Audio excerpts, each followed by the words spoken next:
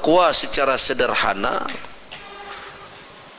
dalam pengertian para ulama apa?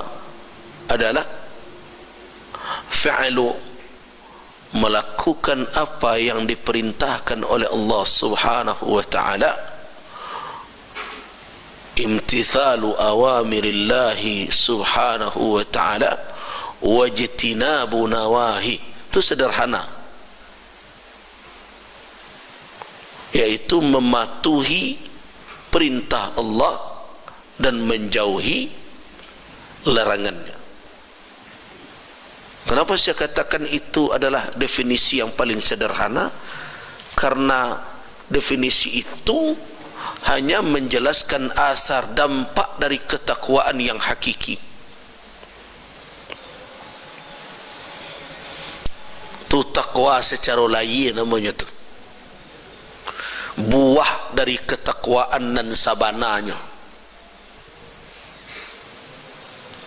Apa buahnya? Imtithalu awamirillahi tabaraka wa ta'ala wajtinabu nawahi.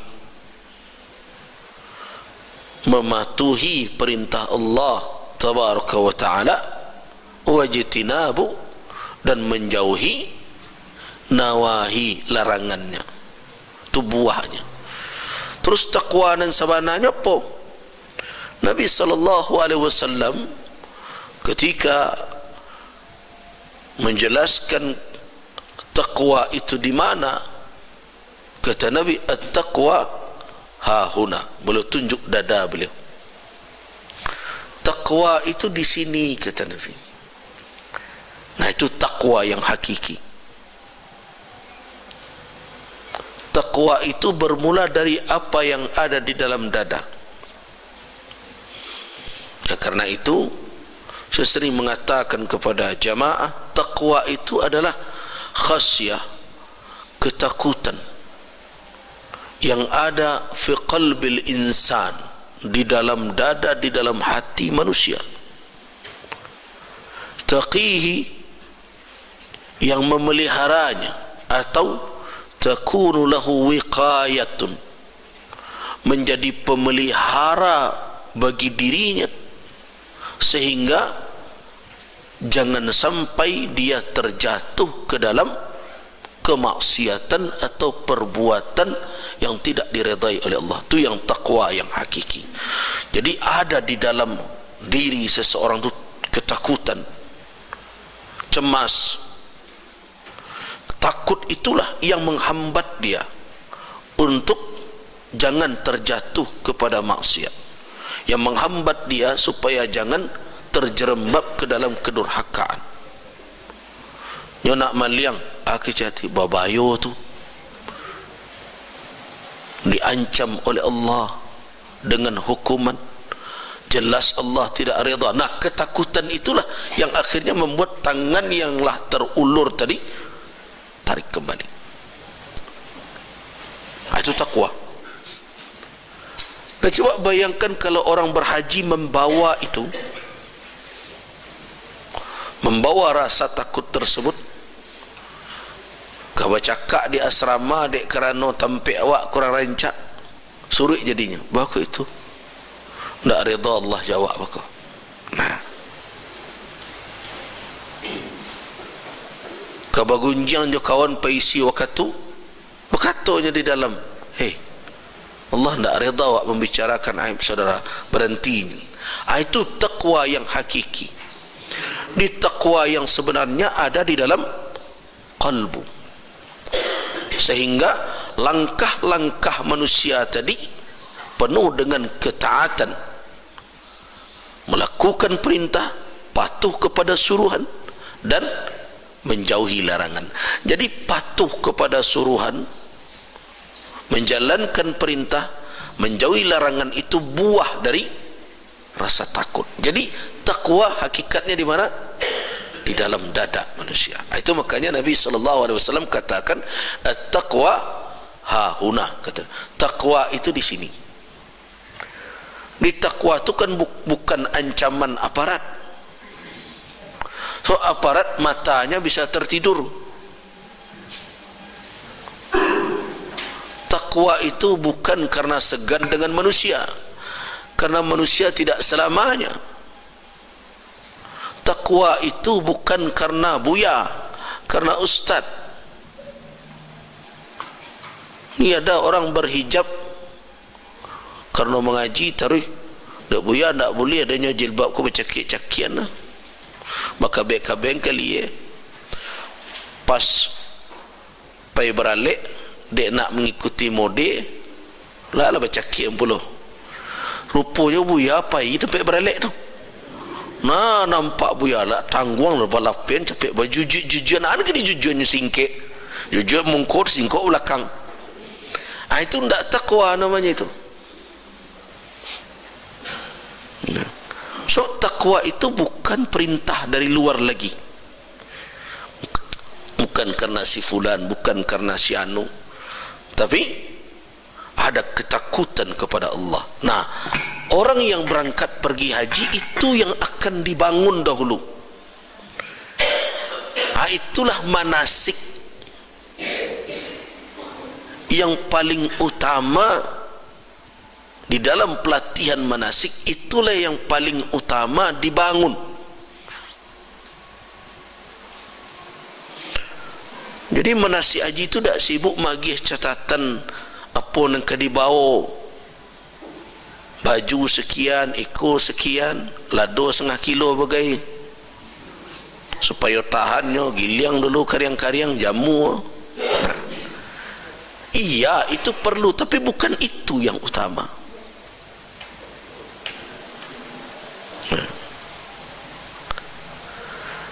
Nah, yang kita sedih jamaah haji disibukkan dengan urusan yang demikian. Jadi jamaah kul latih sewana bukan dia urusan ibadah. Tanyakanlah orang yang berangkat, pernah berangkat haji, adonan baru balik, latih dia apa? Dek segala proses administrasi, oleh segala macam tetek bengek urusan ini dan itu, latih dia itu. Bukan letih karena beribadah.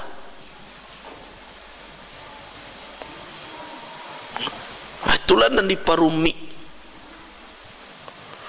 Nah, kita berharap terus di dalam proses-proses itu kemudahan semakin banyak, sehingga umat ini fokus mempersiapkan bekal yang terbaik. 2 porsi yang dimajuan. Nah, ada menawar-nawarkan bisa maju bayi tambahnya, anda setuju? Termasuk anda setuju, kecuali kalau dia, yang saya setuju itu misalnya pendamping jamaah, pembimbing, atau orang-orang yang diberikan tugas dan amanah. Tapi kalau seandainya itu dilakukan menambah mimpi hak orang lain yang sekian lama telah menunggu, kalau memang ada peluang untuk dimajuan, tapi ini umpamanya, saya tidak menuduh karena saya tidak tahu persis. Kadang-kadang dan serupai koko tabaun lai tempat tidak, kadang tambah ini misalnya dari tahun sekian dimajukan. Kalau itu dilakukan, sudah jelas mau berangkat takwanya melayang dulu. Pada sama menunggu, uang sama tertahan, ada orang yang lebih dahulu dari kita, terus kita majukan. Dan orang yang semestinya berhak berdasarkan nomor urut menjadi tertunda kemudian karena awak bayi. Coba bayangkan, ini orang mau mencari ridha Allah dengan cara begini. Kecuali kalau dia punya kuota, ini kuota khusus untuk haji plus misalnya, memang dipersilahkan siapa yang mau dahulu, karena ini ada tambahan biaya dan bermacam kalau resmi itu. Tapi kebijakan seperti itu tidak patut juga dilakukan. Seharusnya yang berurutan silahkan, kecuali kalau dia berangkat tanpa mengganggu urutan porsi yang telah nah, itu yang dikatakan orang sekarang dengan orang pergi haji tapi tidak masuk di dalam Sistem kuota itu disebut furada atau apakah namanya, terserah. Itu berdasarkan hubungan diplomasi, baik personal mau apa. Tapi kalau yang resmi, hanya karena kita punya uang lebih banyak, wak minta dahuluan, orang lain kemudian yang semestinya sudah tiba di gilirannya mesti menunda pula. Jangan, itu kezaliman. Alun lai dicari reda Allah, kezalimanlah diperbuat dahulu. Bersabar sajalah. Awak kan kadang-kadang tergoda, ya umur awak lah seiko. Banyak orang yang lebih tua dari awak ni. Nah, jadi jangan tempuh cara-cara yang tidak benar. Ingat, kalau memang belum lagi ada kesempatan berdasarkan kepada proses yang telah ditetapkan, maka belum lagi ada sempurna istita'ah pada bapak-bapak dan ibu-ibu. Kalaupun seseorang ditakdirkan oleh Allah Subhanahu wa ta'ala, qadanya datang, ajalnya tiba sebelum menunaikannya, dia meninggal dalam keadaan telah berniat untuk berangkat. Tidak ada kewajiban yang semestinya dia lakukan. Kenapa? Nyalah keberangkit, tapi ajalnya tidak sampai. Apakah dia meninggalkan yang wajib atasnya? Tidak. Dan alhamdulillah, kalau seandainya kemudian anak cucu menyempurnakan keinginannya itu dengan membadalkannya, kecuali kalau dia berwasiat, kalau tidak tercapai dia umur ambo hajikan ambo, itu jadi kewajiban dia. Nah,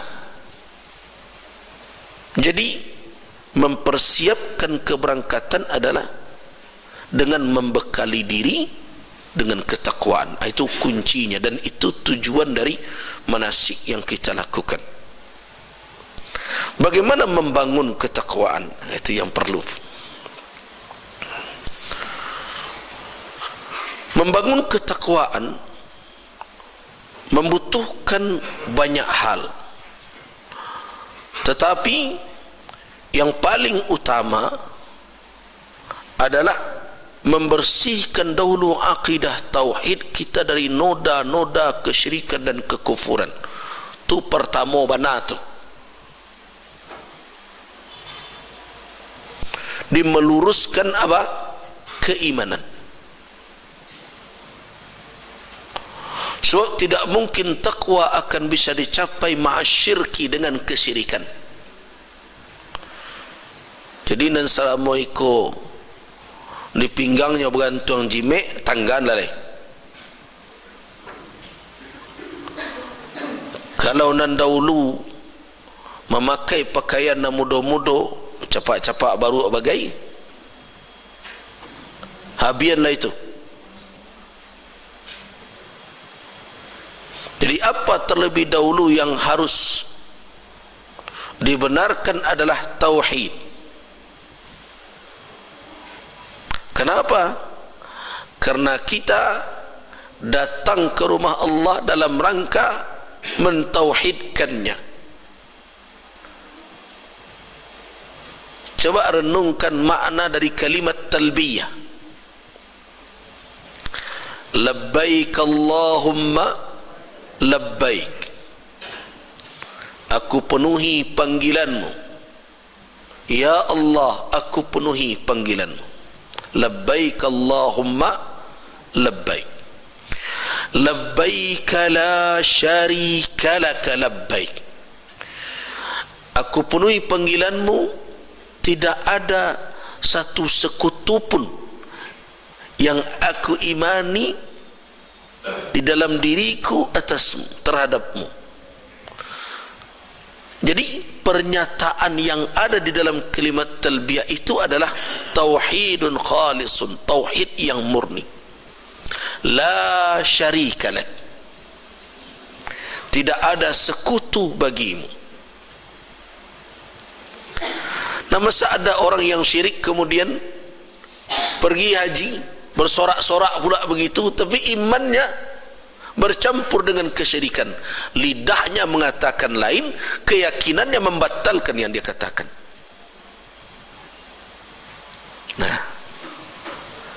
Nah sekarang mau tak jamaah yang akan berangkat ni mengevaluasi akidah dia?